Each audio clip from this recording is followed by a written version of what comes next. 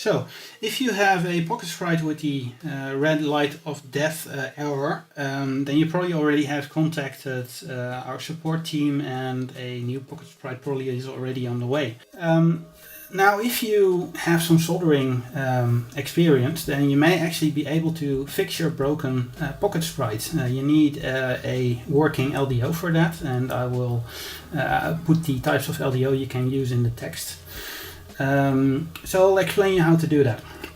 So first of all, if you have a PocketSprite, you need to open it. Yeah, we'll leave that up to you. But the easiest way to do that, we found, is essentially to start at the little keychain cord hole. Essentially, if you stick a screwdriver, and preferably one that is slightly bigger than this in there, and use enough force, you can essentially crack the case open a little bit, and bit by bit essentially tear the two halves apart. Do this with care though, because it's pretty easy to bend the plastic, and that while your PocketSprite won't break, it won't look that good.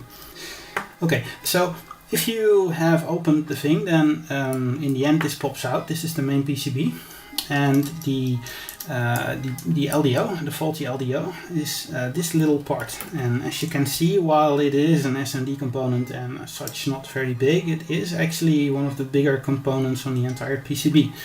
And it only has 3 pins plus a tab, so yeah, it's easier to replace than most of the other components. So how do you replace this component? Well, first of all, the battery is still connected, and you don't really want to solder on a live circuit. So I'd say disconnect the battery first. So battery soldered in place, and what you can do is just take your soldering iron and desolder the positive lead. I hope I'm still in frame.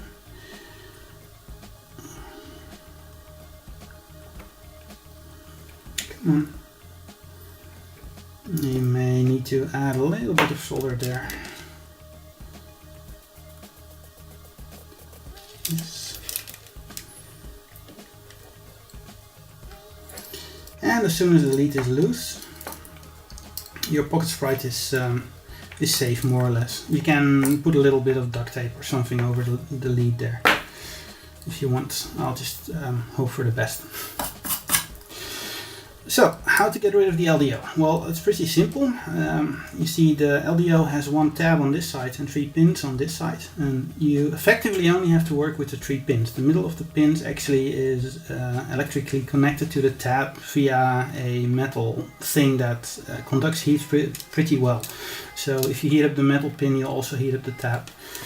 And the way I prefer to do it is to essentially just take your soldering iron and just put a lot of solder over the 3 things, and you can see that the thing already wants to move away. And then you can take a pair of tweezers, just reheat the thing, and it'll pop right off. So you may want to clean the pads a little bit. If you have solder wick, you can use that. I will just go without. I'll clean them up a bit by adding some fresh solder. That looks nice.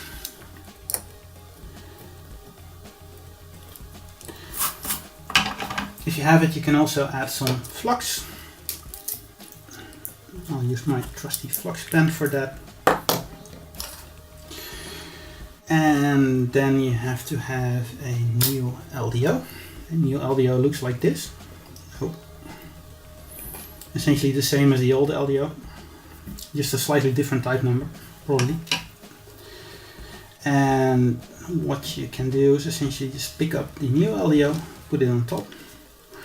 And as long as you heat the 3 pins here, the LDO will heat up and sink into the solder that's on the pads. Slightly harder to do with a camera in place,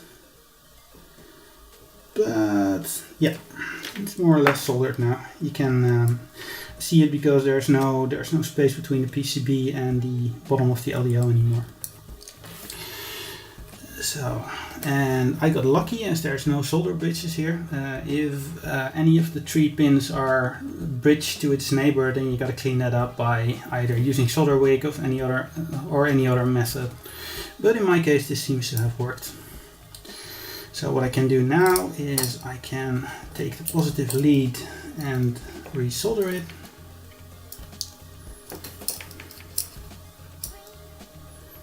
You can clean up the hole first. Now let me do that real quick.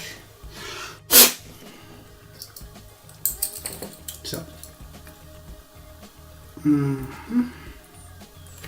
just put it in place, resolder it. Good enough. Hope you could see that.